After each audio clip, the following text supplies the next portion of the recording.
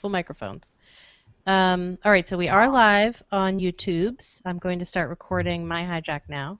Hopefully no one will call. It happens.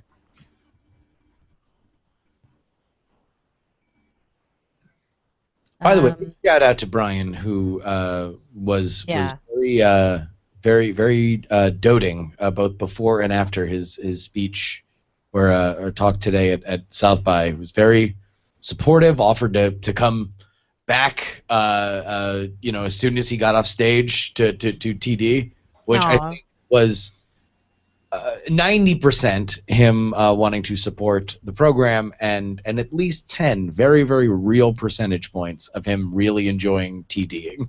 I think that there was a catharsis to him TDing. Yeah. He's awesome at it. Yeah, it's an underworked muscle for him, and he because it's his studio, he can still just talk about whatever he wants. He can still just butt in and say, like, oh yeah, I'm a guest now. Also, anyway, go back. I'm in TV now. Eric, I don't know if you do IRC ever. What was that? Does Eric know how to get into our chat room if he would like? He doesn't have to, but I've been. I have chatted before. I don't know the address for this one though. Same one for Night Attack. Oh, okay.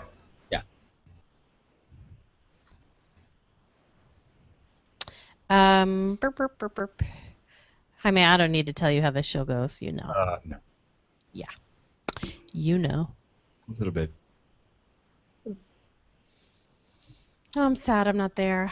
What would be, Eric, what would be the best descriptor for your role at the Daily Dot?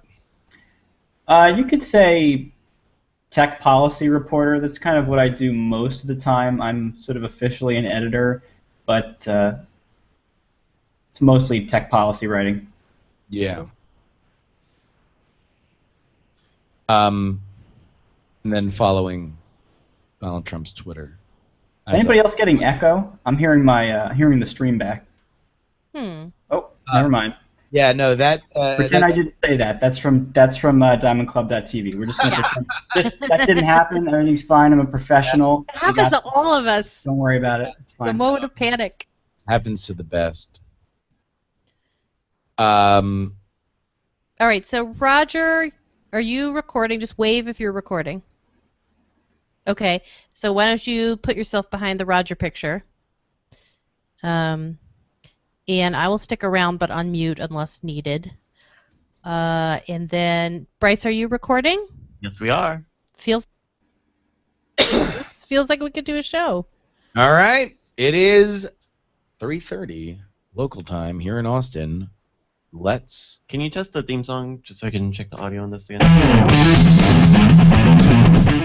Oh yeah. Remember, that's not the first thing that plays, though. Right. Is that good? Yeah. All right. Y'all ready? Sure. All right. Let's go ahead and start this off. Do you struggle to get everything you plan all done in 1 week? Do you sometimes wish you had an extra couple of hours?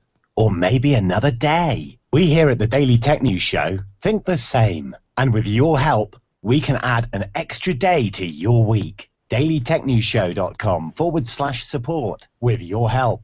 Day 6, coming soon.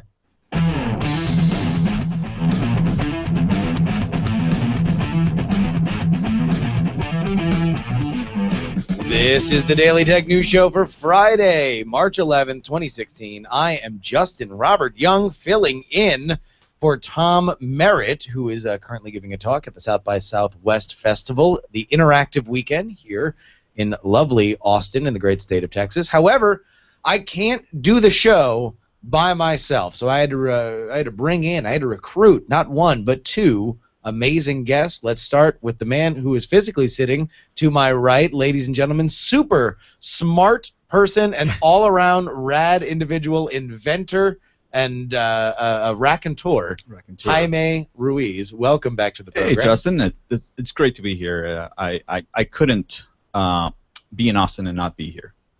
Well, good. Well, then we have fulfilled the prophecy. Yes. Also joining us is somebody making his debut on the show. He is the tech policy reporter for the Daily Dot, and man, when it rains, it pours. When they for your beat, we have a ton of stuff to talk about. Eric Geller of the Daily Dot. Welcome, Eric. Thanks, Justin. It's great to be here.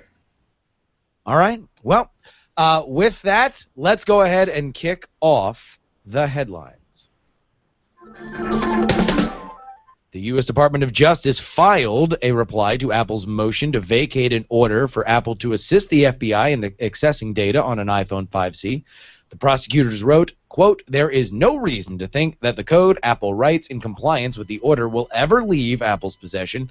Nothing in the order requires Apple to provide that code to the government or to explain to the government how it works." They also noted that the phone was powered down when recovered and the owner had changed the iCloud password before the FBI obtained it. A hearing is scheduled for March 22nd. Circle that one on your calendars. Eric, there was a bit of a kerfuffle yesterday when people were parsing the language on this, on whether or not the FBI was aware of the difference between the password on the phone and the password for iCloud. Can you kind of make some sense of this?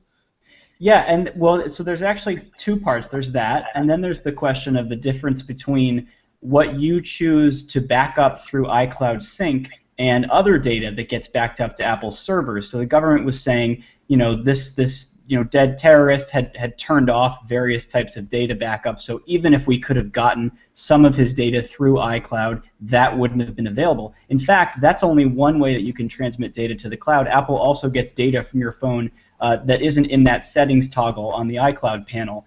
So there was an interesting question there of how much technical expertise did the FBI agents that were writing or supporting this brief even have, and you can bet that Apple is going to bring that up on March 22nd when they go to this courtroom in Riverside and brief the magistrate judge on this. So we talked about this on the show quite a bit. It's obviously going to be one of the defining news stories of the year, even this early. That's very clear. But from your perspective, you followed this very, very closely.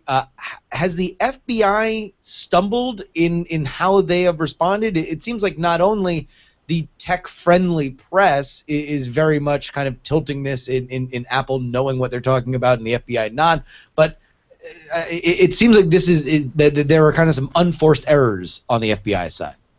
Oh, for sure. I mean, early on when they found out, that this phone was in the car where, that they had detained or that they had taken possession of, they asked the county health department, which owned the phone because the terrorist worked for the county health department.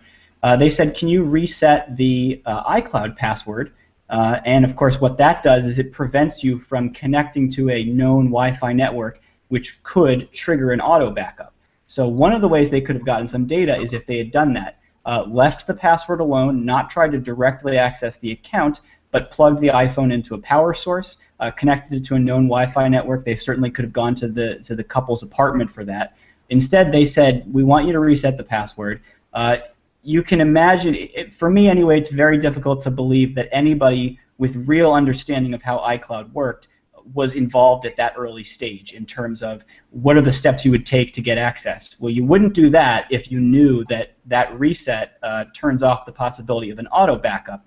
And I think it's really, it behooves the FBI and the Justice Department to stop making these claims that Apple is just trying to protect its reputation and really admit that it botched this early on. And I think you see from Apple and from a lot of people watching that the FBI's reputation is just getting worse and worse at a time where it couldn't be more important for them to have a good reputation with these tech companies.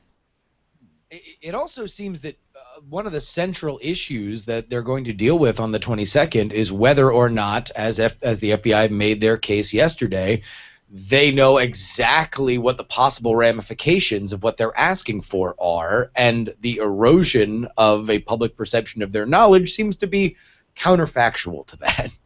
Yeah, I mean, I've said this before, but if you think about how precedent works in a courtroom, We know from the past 15 years of looking at intelligence, the Foreign Intelligence Surveillance Court, which was the subject of a large part of the Snowden leaks, that once you get a judge somewhere to accept a novel interpretation of a law, particularly a law where there isn't a lot of existing precedent, and in that case it's the All Writs Act, which is the basis for this order, it becomes a lot easier to go to another judge and say, we got a judge over here in California to grant us this power. Now we want you to make Apple write some malware and send it to a suspect's iPhone in a software update.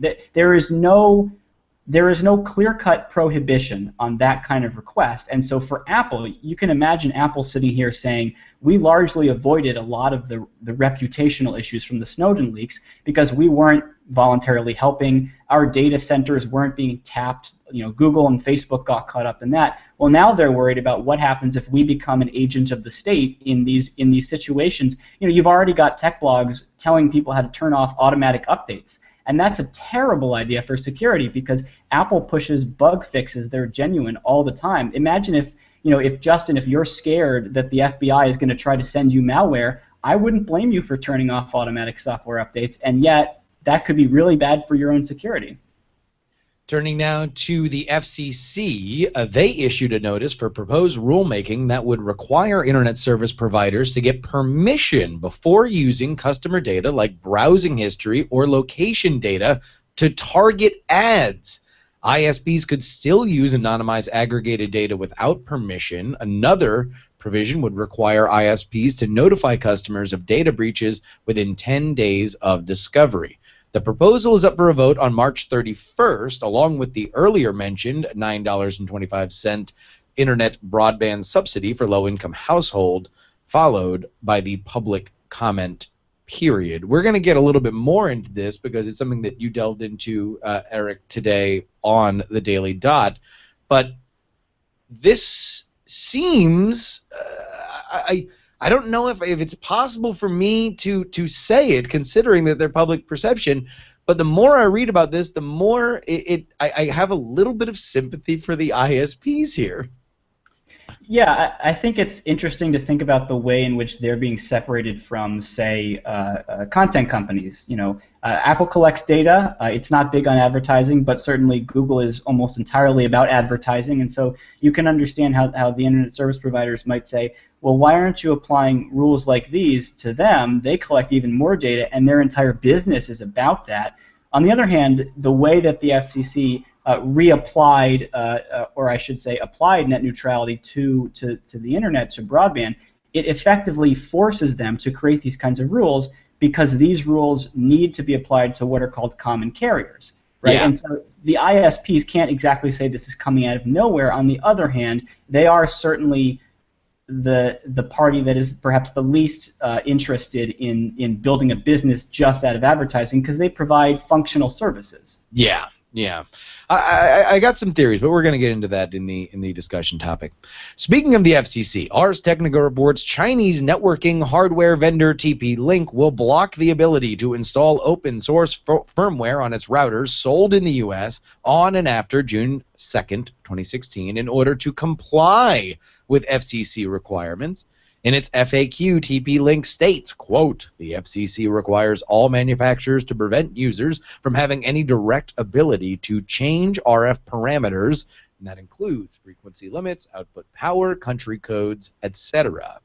Last year, the FCC proposed a rule prohibiting the ability for users to alter frequencies, modulations, and power levels of RF equipment to prevent RF interference. TP-Link says it will ship country-specific firmware with their products. Jaime, you are an international man of mystery. I assume that you might be smuggling a different country-specific version of a TP-Link router in your duffel the next time you visit, not to incriminate you. I can neither confirm nor deny it, Justin, but no, this was effectively would limit your capacity to install the WRT, for example, which is the most common way to upgrade your firmware on your router and allows you to connect directly to VPNs, etc. And yes, this is very bad news for a lot of people who VPN to watch Netflix, for example,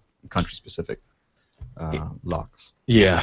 In its Q1 2016 progress report, Yahoo chief architect Atmaz Miamon, announced the company will close games, live text, and the Boss search platform and regional sites Astrology and MacTube. Games ends on March 13th. Live text and Boss will close at the end of March, and the regional properties will shut down over the coming weeks. Yahoo will focus on its core properties. Again, the ever-shifting core properties of Yahoo, which, as we stand right now at 3:42 local time here in Texas, is mail, search, Tumblr, news, sports, finance, and lifestyle.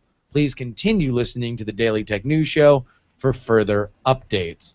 Eric, is there any surprise here that there's a little bit of a pruning or clarification of Yahoo while rumors swirl that they're trying to make themselves a little bit more attractive to sell? No, I mean, it's funny to think about how many things Yahoo has tried and said, we're going to be about this now. I mean, they bought Tumblr, right? I don't know where that's going. But I mean, people still use Yahoo Mail, so maybe that's good for them. I don't know. It's very hard for me to see. I guess I on the one hand, I say who would want to buy Yahoo, and on the other hand, they do have a vast user base, and we were just talking about advertising and data mining. Somebody's got to want that, you know? Well, certainly so. You know, it was not long ago that they were looking to be a premier content destination, and, you know, where have you gone, Katie Couric? A nation turns its lonely eyes to you. General Motors will buy San Francisco-based self-driving startup Cruise Automation, continuing its forward-thinking, invested, and acquisition strategy. According to The Verge, GM will use the startup's offices as an R&D facility and incorporate Cruise's technology and personnel to speed up plans to develop and launch self-driving cars. Cruise Automation employs 40 people and launched in 2014. Although terms of the deal were not discussed, Recode cited sources saying GM paid $1 billion for the deal. This follows GM's investment in Lyft and starting their own car-sharing service, Maven. Jaime, this is an interesting company because they initially had a lot of buzz about retrofitting your car to give it self-driving capabilities. This was very, very limited to a few Audi models. Yes.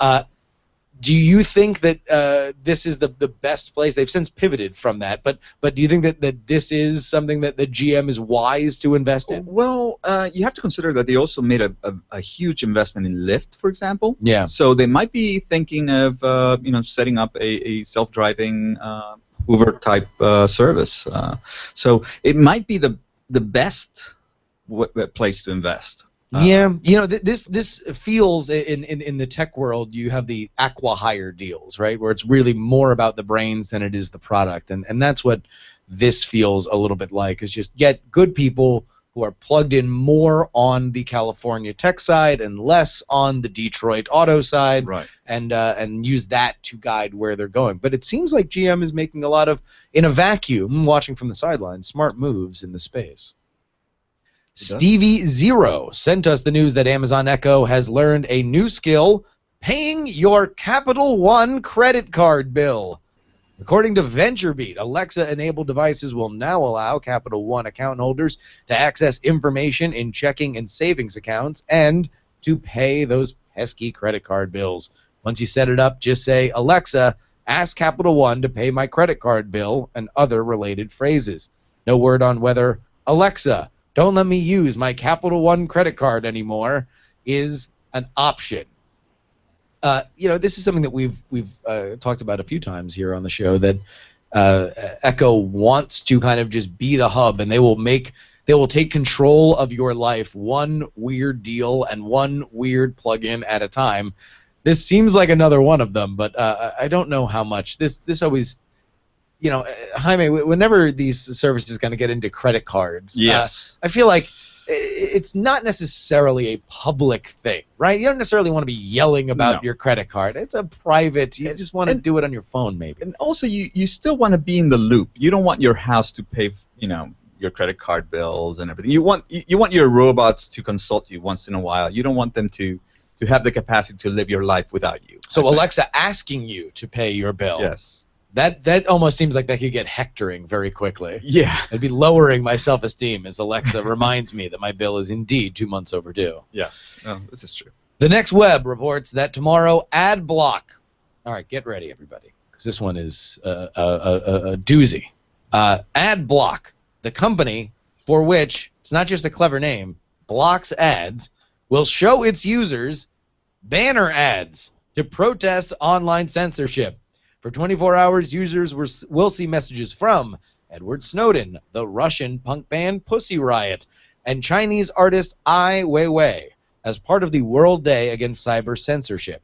TLDR, AdBlock will serve ads tomorrow. Eric, AdBlock has recently had a huge dent in its online reputation when they revealed that there would be a program where they would whitelist some ads. This seems like red meat for the nerd set, although a little misguided, as again, they are ad block and now they are ad service. What's your take?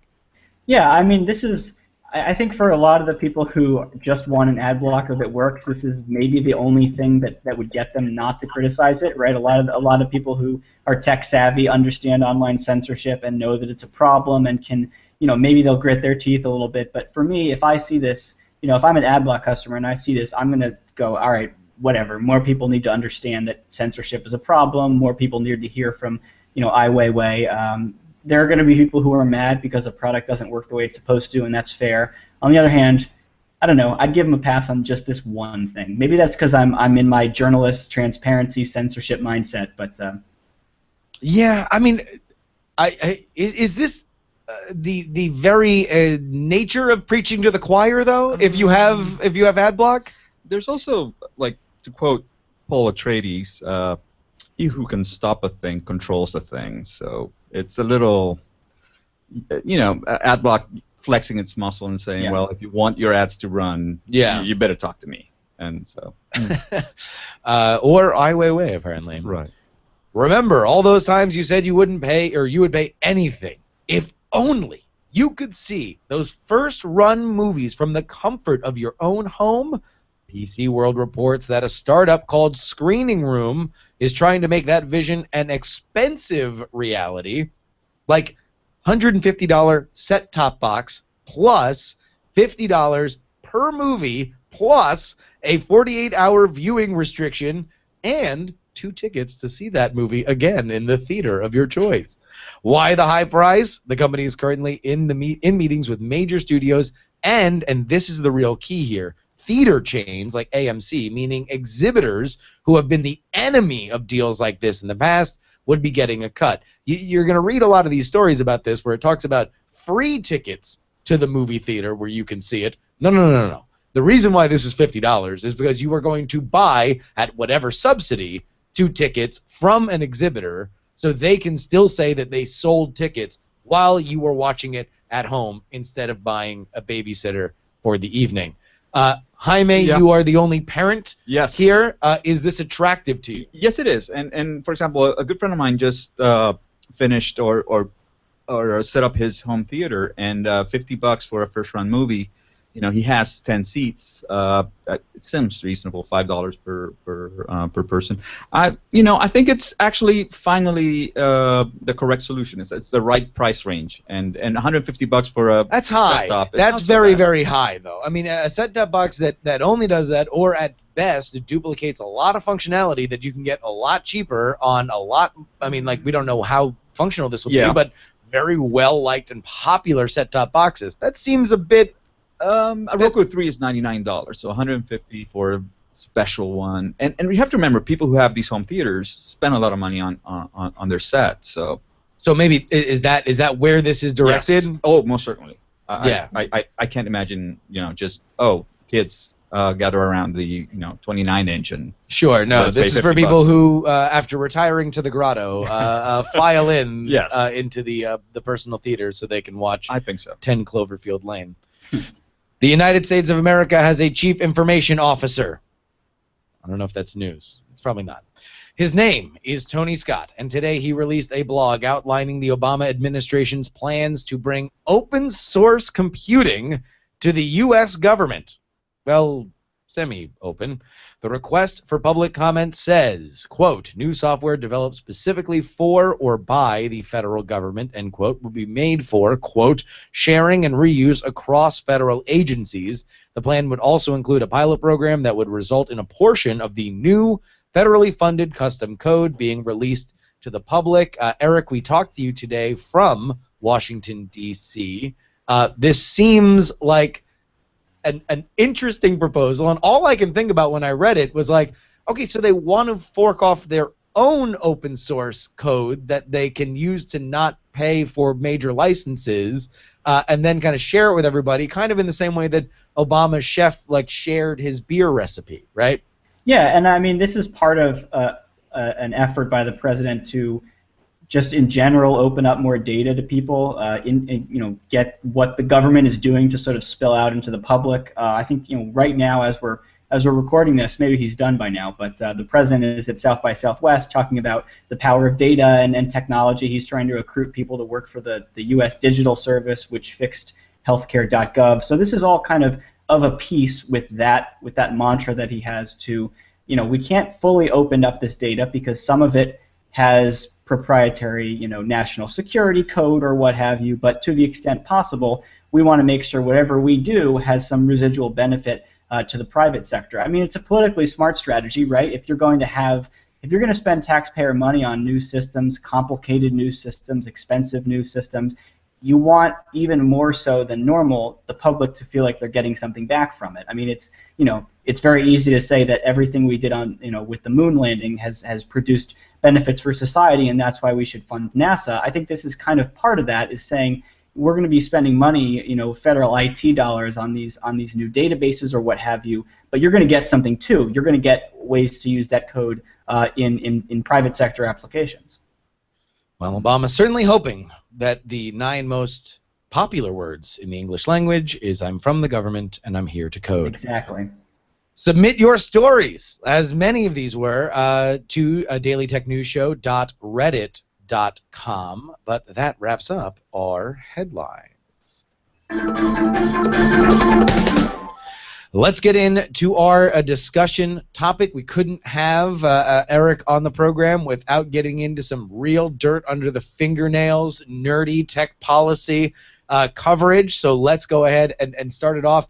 The new rock star, just lauded and fawned over by Nilay Patel at The Verge this week. Tim Wheeler of the FCC now comes out and has the new proposal to limit the ISP's ability to use customer online activity for marketing purposes.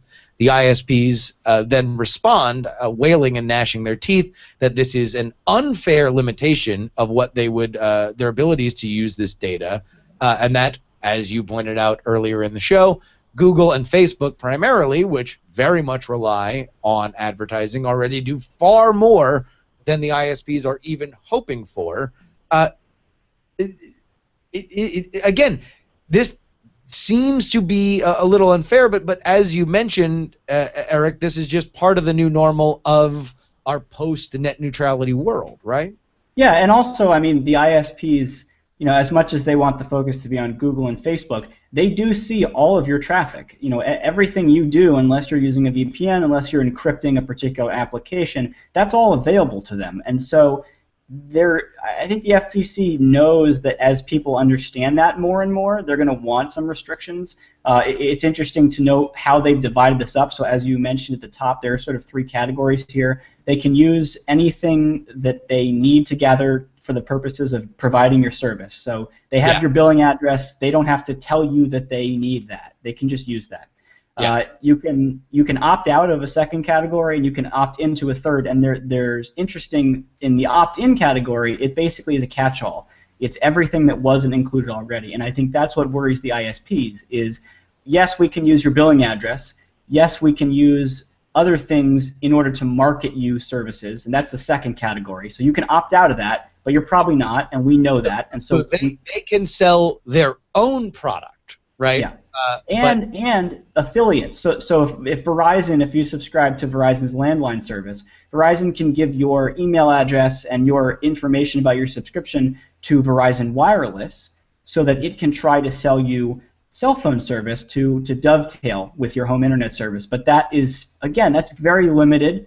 You can imagine very few situations where somebody might be scared about that because, again, I don't need, if I'm Verizon, I don't need your browsing history to tell Verizon Wireless, hey, you should try to get this guy as a customer. So that's information I can't share unless you opt in, right? Browsing history, what apps you open, this applies to mobile too. So Verizon can see what apps you're using because it watches the traffic. That's not information that it needs in order to market to you. So that is in the opt-in category, that third very broad category. And as much as, again, we talked about Google and Facebook, that's a little bit different only in the sense that when I sign up for Google, I know because I'm actively using Gmail, I know that it has to serve me ads. I know that it has to search my messages so that it can index them. I don't think about the ways in which subscribing to the internet opens up that exact same data to my ISP. And even if I think about it, it's certainly not what I would consider to be part of the trade-off. It's incidental. I can't get around it. And so that's the FCC's perspective is, you've got Tom Wheeler saying, why don't we put some protections in for data that people don't associate with internet service the way they might with, using Facebook. I think I called him Tim Wheeler. It's Tom Wheeler. Sorry. Go ahead. Oh, he hates that. You're never going to get to talk to him now. He hates that. So Eric, if I understand correctly, they can use information for their own purposes, but they cannot share it with the third party. They cannot sell the fact that you watch House of Cards on Netflix, but they can use the fact that you use Netflix a lot to sell you an additional service. Sure, and again, what's interesting here is the FCC had a press call and they made it clear that this doesn't apply to non-internet service content. So, for example, Verizon owns AOL. It can't try to offer you AOL services based on what it knows about you as a Verizon customer because AOL isn't an internet subscription service, right? It's different from Verizon Wireless in the sense that AOL offers, email, and I don't even know what AOL does anymore, but it certainly doesn't do anything like Verizon or Comcast. You can only transfer data to a subsidiary or to an affiliate if they provide a service that is like internet service. In other words, something analogous to that. So you can't, if somebody owned Netflix, if Verizon bought Netflix tomorrow, it couldn't give Netflix information about you in order for Netflix to get you as a subscriber because that's not the same kind of service. So here's a quote from AT&T's Bob Quinn, who's the Senior Vice President of Federal Regulatory Affairs. He says, Internet providers do not currently live in a regulatory-free zone, so he wants to have you believe that this is not the Wild West for them. They also have to be guided by the Federal Trade Commission. So why does I guess what they're asking, and here's my more general question for you, how long has this been bubbling up from the FCC to regulate this? Is this something that was a bit of a surprise, or was this on the horizon for a little bit from the FCC's agenda? I wouldn't call it a surprise. I mean, certainly just in the last few years, as you've had, Chairman Wheeler look at net neutrality and competition is his big mantra. That's what he always says.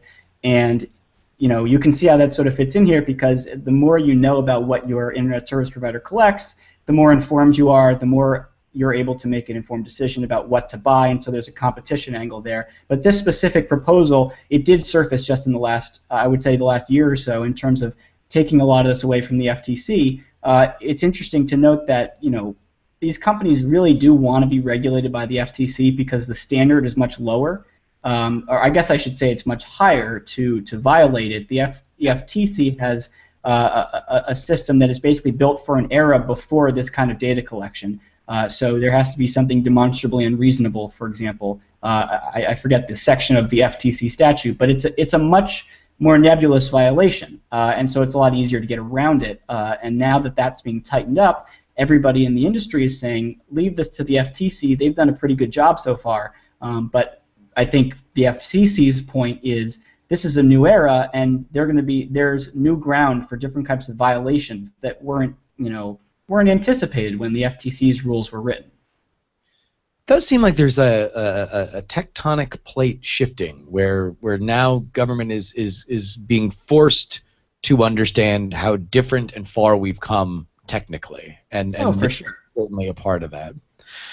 All right. Well, our pick of the day is from Chris in sunny St. George, Utah. He writes, Amazon gift certificates are a great tool for dealing with preloaded debit cards that are often sent out as rebates. On their own, those debit cards are awkward to use and can be frustrating if they're denied at the point of purchase. The companies issuing them know this and count on a percentage not being cashed in on the expiration date.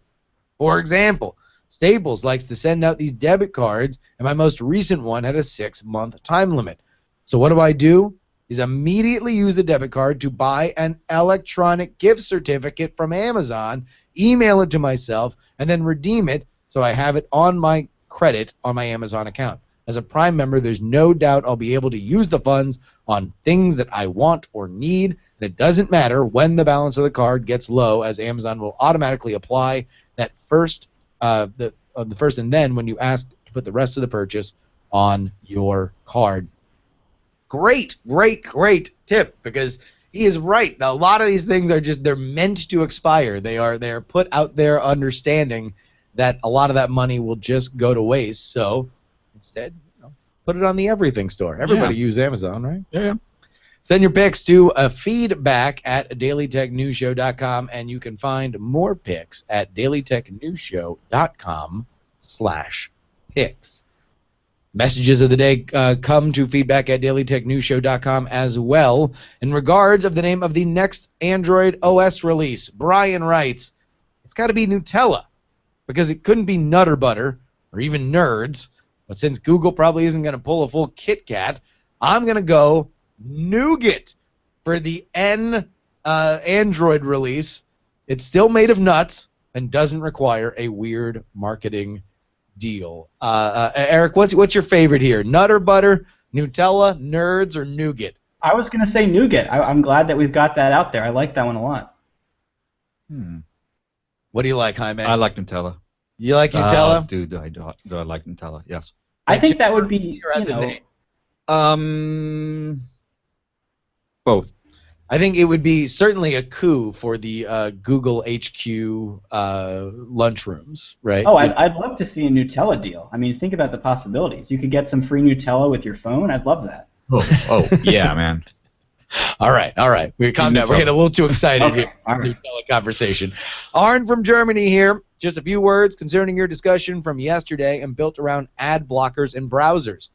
If browser vendors think about implementing a less controversial form of ad blocking, meaning potentially less threatening for ad providers while still being a nice marketable feature for their browser, why don't they put in an opt-in ad blocker? This could be a block the annoying ads on this site button. That way the users wouldn't blanket block all pages with the need to then whitelist certain pages. Again, sure, they would see ads by default, but they would still have the handy and easy to understand tool to block out the bad players with a single click. I am sure that there is a plugin that already and naturally certain pages again later. Sure, they would see ads by default, but they would have a handy and easy tool to block out the bad players with a single click. I'm sure that there is a plugin that already and naturally for the more tech savvy user would want more things like blocking tracking or Finder control, but I think this would be a great feature for the average user who is just using their browser as it is. They are still the vast majority after all, and it could be a middle ground that even Google could see implemented in Chrome. Eric, this is our discussion yesterday about the idea of the Opera browser putting in an ad blocker baked in directly and whether or not we could see this being pushed forward with either Microsoft, Apple, or Google. Do you think that some form of ad blocking could come baked into one of the major players? I would say if anybody's going to do it, it would be Google, just because I feel like Microsoft has been slow to add these kinds of things. I'm not really sure on Apple's position where it comes down on this, but Google seems like the company that would say we want to sort of pretty up your experience as much as possible. I would also say that ads can inject essentially malicious content without you knowing it onto your system, there's a big security argument for ad blockers as well. It's very controversial among my colleagues, journalists who are paid on ad revenue, but ads are a security vulnerability, and if anybody would make that argument, it would be Google. But yeah, it's hard to predict just because Google's got relationships with publishers, right? I mean, that's the other thing. All these companies are starting to partner up. Apple has the Apple News platform, and if you're partnered with the New York Times, you don't want to be offering a built-in ad blocker because that is lost revenue for the Times. Well, I mean, and also, as we discussed yesterday, Google, the biggest ad sales company in the world, to the business of ad blocking would certainly be something that, even talking about the FTC, I think that there's an interesting implications there. Yeah. My only concern with the proliferation of ad blockers is that it makes the internet a pay-as-you-go kind of thing, where everything will have a subscription because ads will not be the main support anymore. Well, I mean, you can certainly draw the line there. But Arn from Germany, thank you so much for your email. The only thing that I would say is that I think Eric made the crucial point that a lot of the most dangerous ads, if we're talking about bad actors, are not necessarily intrusive visually. They are the ones that are malware and security vulnerabilities, and to rely on an aesthetic judgment to say, this ad's bad, I don't like it, it's doing things I don't like, I think is probably the least likely to prevent the really, really, really bad stuff. But thank you for writing again. That is feedback at dailytechnewsshow.com. I want to thank my guests, Jaime and Eric. Let's start with you, Eric. You are at the Daily Dot. You are covering tech policy and so much more. Where can people find your work?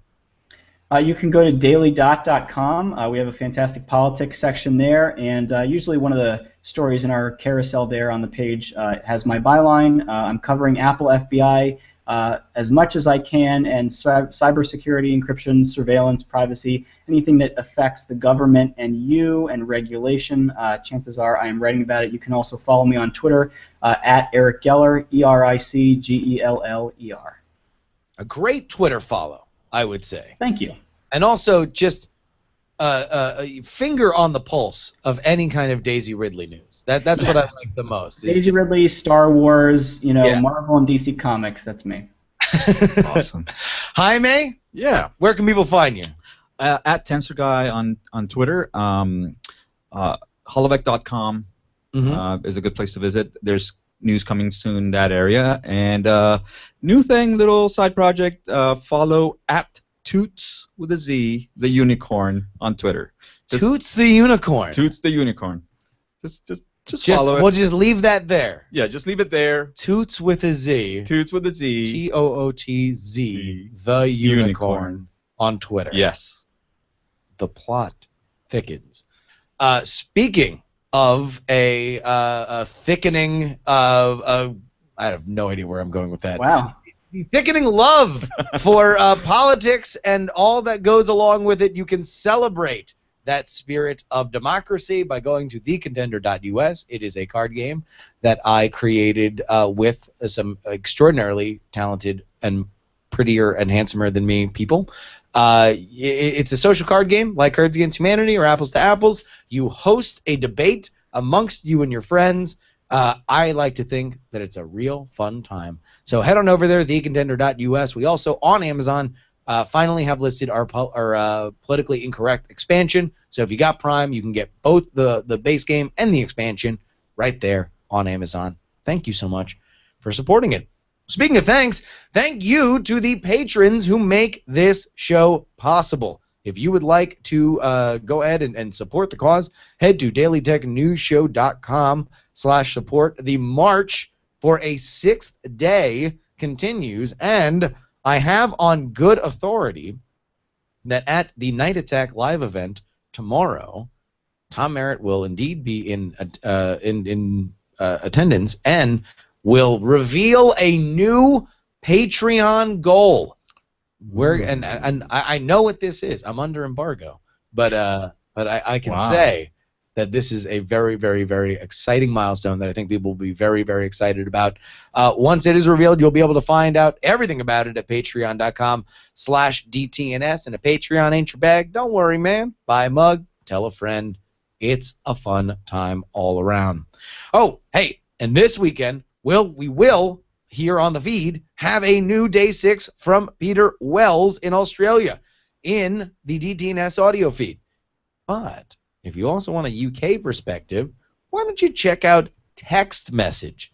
What's on Text Message, Nate? We're going to talk about something a bit mysterious this weekend. Ever heard of the term tetraphobia or quadrophobia? Fear of things involving the number 4. Well, interestingly, the Samsung Galaxy S7 has a quad-core processor in the United States, but an octa-core 8 processor elsewhere in the world. Ever wondered why? Well, we're going to look into why and what the difference between those processors actually is. That's coming up this Sunday on Text Message, textmessage.co.uk, or simply techpodcast.uk. Thank you, Nate. Our email address is feedback@dailytechnewsshow.com. Call us at 512-59-DAILY. Again, that is 512-59-DAILY. You can catch the show on... oh, wait, here we go. Nope, there we go. Yeah, you can catch the show live Monday through Friday at 4:30 p.m. Eastern at alphageekradio.com and diamondclub.tv, and visit our website, dailytechnewsshow.com. Tom is back on Monday to get the outro right and talk to Veronica Belmont. Have a great weekend, everybody. This show is part of the Frog Pants Network. Get more at frogpants.com.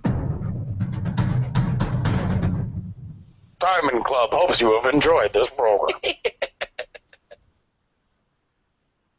And we're out. Great show. Really. Thank you so much, Eric. That was amazing, and hopefully you had a good enough time that you'll be back on. Oh, sure. I'd love that. It was great to talk to you, and thanks for having me. Yeah. Yeah, it was great. Awesome. Great info. Thanks, Yeah, Brad. man.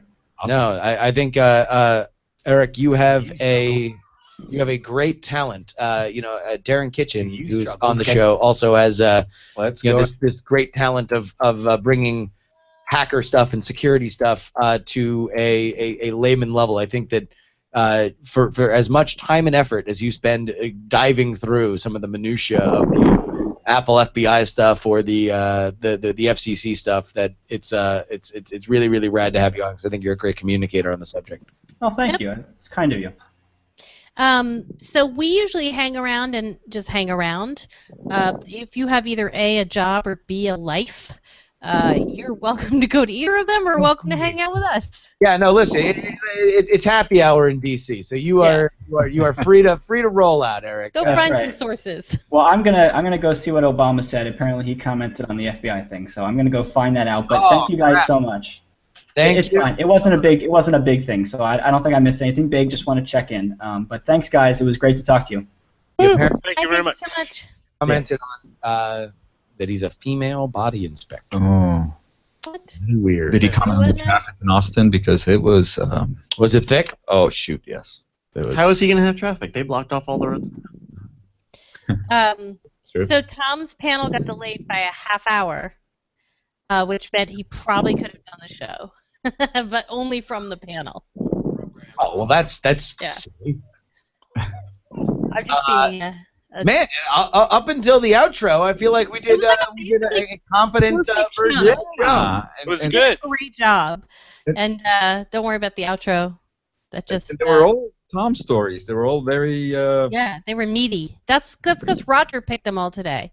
So it's basically like a clone of Tom's brain. Yeah. In many So ways. yeah. He has It would have just been all Hearthstone expansion news. So should I clip out the audio from my so the issue is I had a couple of bings in my... Yeah, I believe Bryce is doing it and putting it in our Dropbox. Oh, cool. I can't get into Dropbox right now, so I'm going to put it... Just send us a link to your whatever you got. Yeah, just send the Dropbox link in Slack. Yeah. Now, Roger, are you going to do publishing? And I'll walk you through it? Sure. Okay. I just haven't done it before, so I need to tweak the audio. We also have to pick titles. Yes. I like Alexa, what's in my wallet? But there could be others. I couldn't think of a good "What's in my wallet" joke. I was trying to think of one. There's whatever happened to Katie Couric, a personal favorite of mine. But that's probably that's not a Tom title. Add ironic. Choose Can you reference 2 topics just to piss off Tom? Yeah. The Phantom Blocker of the Opera. Ooh, I like that. Oh, wait, hold on. This is crazy. This is a sign of maturity. What you got? I don't see a single show without Merritt. Oh no, there is one. There's one right up at the top. Oh, there we go. There's Babcat. Yeah. Sorry, we're not all grown up yet. No, one day I dream of a world. I dream of a advanced society. I hear editing. I'm not recording. I stopped. Okay. Yeah. Oh wait a minute. Yeah, you're responding to Jenny from Yes, I'm from the recording. I'm sorry. Yeah. You're time traveling there, Roger. What? So how about Alexa? What's in my wallet? I like that. Yeah. All right. So that's the title. I'm gonna write it down because sometimes it goes away before I. So I should clip out this audio first, right? Well, wait. Wait, no. Isn't Bryce sending a nice? Oh, that's fancy... right. Yeah. No, I thought Bryce had trouble. Wait, you're sending it into Slack. No, he's gonna look. He just sent into Slack a link Yeah. that you can download. All right. To you, Jenny. Can you forward that to Oh yeah. Sure. Oh, also. And also, I can do it. It's no problem. Want me just to do it?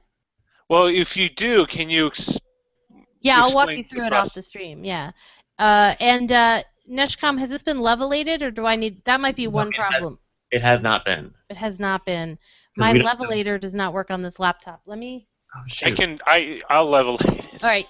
Well, it's gonna take too many. All right, do this. Roger, do this. Okay. Levelate it. It's clipped, right, Neshcom? Yes, it is. Okay, so levelate it, and send then. it back to you. No, it's gonna take too long. Upload it to SoundCloud. Okay, but then I need to add. I need to change the file name and add all the title tracks and the. Oh, right, all that stuff. All right, hold on. Let me get my laptop out because my laptop still has levelator. This is just this always happens. Something like this always happens. So we are going to, I think, drop off the stream because now it's going to get ugly. All right, bye, everybody. Bye. Thanks for watching.